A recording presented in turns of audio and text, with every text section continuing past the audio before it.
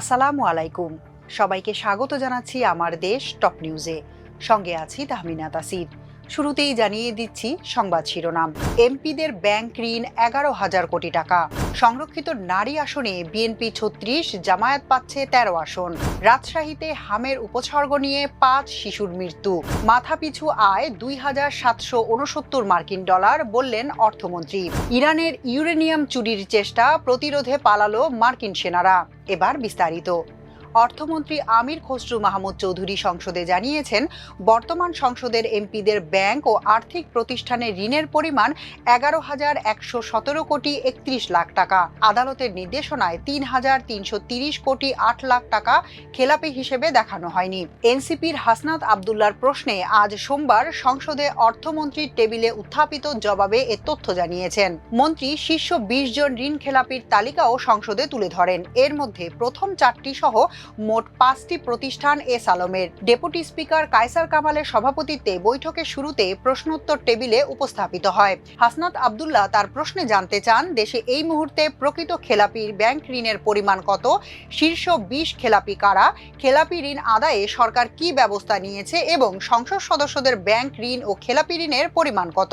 জবাবে অর্থমন্ত্রীর দেওয়া তালিকা অনুযায়ী শীর্ষ 20 ঋণ খেলাপির প্রতিষ্ঠানগুলো হলো S Alam super edible oil limited, S Alam vegetable oil limited, S Alam refined sugar industries limited, S Alam cold rolled steels limited, Sonali traders, Bangladesh export import company limited, global trading corporation limited, Chemon Ispat limited, S Alam trading company private limited, infinite CR strips industries limited, Keya cosmetics limited, Deshbandhu sugar mills limited, power pack Mutiara Keraniganj power plant limited, power pack Mutiara Jamalpur পাওয়ার plant limited, pacific Bangladesh telecom private Karnaphuli foods limited, Murad enterprise, CLC power company, Beximco communications limited ও Rangdhanu builders limited.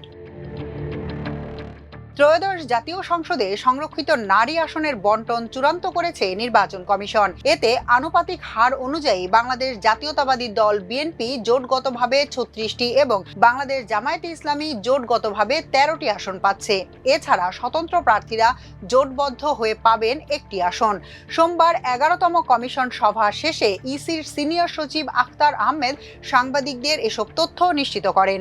EC সচিব জানান, সংরক্ষিত নারী আসনে নির্বাচনের জন্য আগামী 8 April আনুষ্ঠানিকভাবে তফসিল ঘোষণা করা হবে।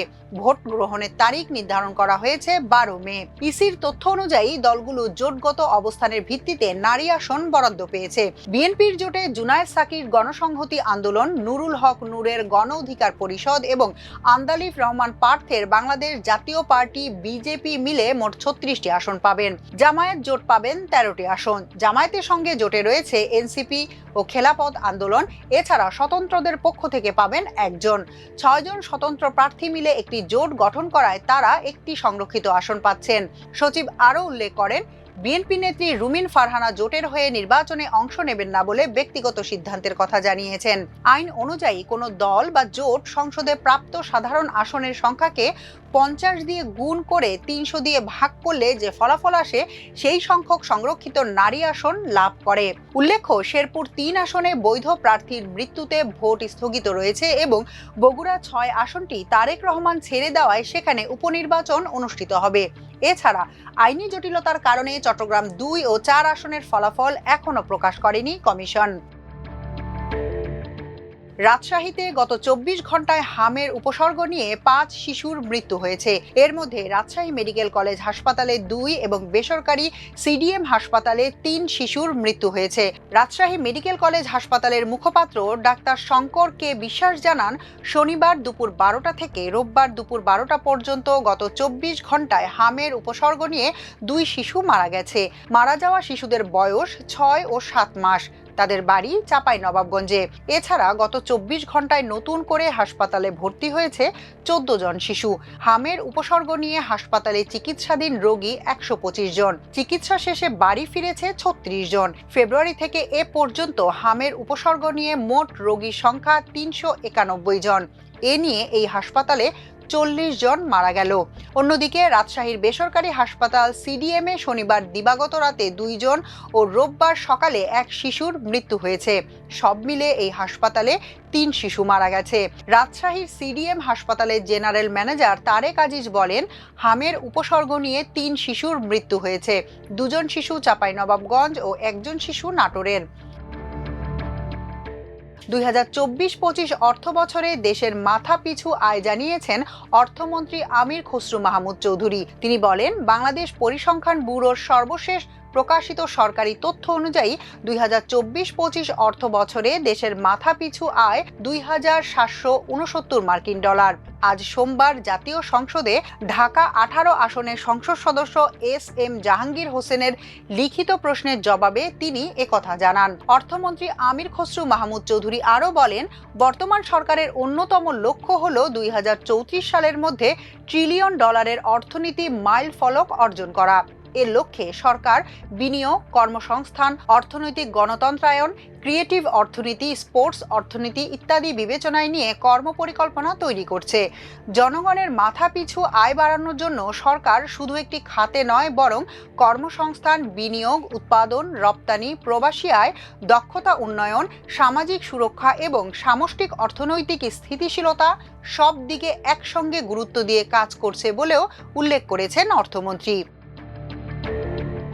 ইরানের আকাশসীমায় একটি ভূপাতিত যুদ্ধবিমানের পাইলটকে উদ্ধারে দেশটিতে অভিযান চালায় যুক্তরাষ্ট্র। তবে এই অভিযানের আড়ালে ইরান থেকে সমৃদ্ধ ইউরেনিয়াম চুরির চেষ্টা করা হয়ে থাকতে পারে বলে দাবি করেছে তেহরান। গতকাল রোববার মার্কিন প্রেসিডেন্ট ডোনাল্ড ট্রাম্প বলেন, শুক্রবার ইরানের আকাশে বিধ্বস্ত হওয়া একটি F-15E যুদ্ধবিমানের দ্বিতীয় ক্রু সদস্যকে যুক্তরাষ্ট্র একটি সাহসী অনুসন্ধান ও উদ্ধার অভিযানের মাধ্যমে উদ্ধার করেছে। তবে ইরানের সামরিক বাহিনী এটিকে একটি প্রতারণা ও পলায়ন অভিযান বলে অভিহিত করেছে এবং জোর দিয়ে বলেছে মার্কিন অভিযান সম্পূর্ণরূপে ব্যর্থ করে দেয়া হয়েছে। এদিকে সোমবার এক সংবাদ সম্মেলনে ইরানের পররাষ্ট্র মন্ত্রণালয়ের মুখপাত্র ইসমাইল বাঘাই সংশয় প্রকাশ করে বলেছেন, অভিযানটি নিয়ে অনেক প্রশ্ন ও অনিশ্চয়তা রয়েছে।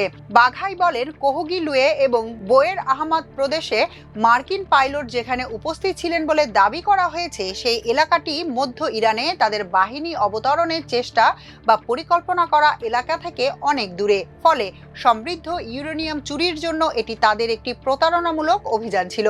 এই সম্ভাবনাকে কোনোভাবেই উপেক্ষা করা উচিত নয়। তিনি আরও বলেন, এই অভিযানটি যুক্তরাষ্ট্রের জন্য একটি বিপর্যয় ছিল। ইরানের সামরিক বাহিনী জানিয়েছে, অভিযান চলাকালে হামলার শিকার হওয়ার পর বেশ কয়েকটি মার্কিন বিমানকে দক্ষিণাঞ্চলীয় ইস্পাহান প্রদেশে জরুরি অবতরণ করতে হয়েছিল। ইরানের সামরিক বাহিনীর কেন্দ্রীয় কমান্ড খাতাম আল আম্বিয়া সদর দপ্তরের মুখপাত্র ইব্রাহিম জুলফাগারি দাবি করেছেন, ইরানের সামরিক বাহিনী দক্ষিণ ইস্পাহানে কয়েকটি মার্কিন বিমান ধ্বংস করেছে। এর মাধ্যমে ভূপাতিত মার্কিন যুদ্ধবিমানের এক পাইলটকে উদ্ধারের প্রচেষ্টা ব্যর্থ করে দেয়া হয়েছে। এখনকার মতো এ পর্যন্তই। সবাই ভালো থাকুন, সুস্থ থাকুন আমার দেশের সঙ্গে। চ্যানেলটি ভালো লাগলে সাবস্ক্রাইব করুন। আল্লাহ হাফেজ।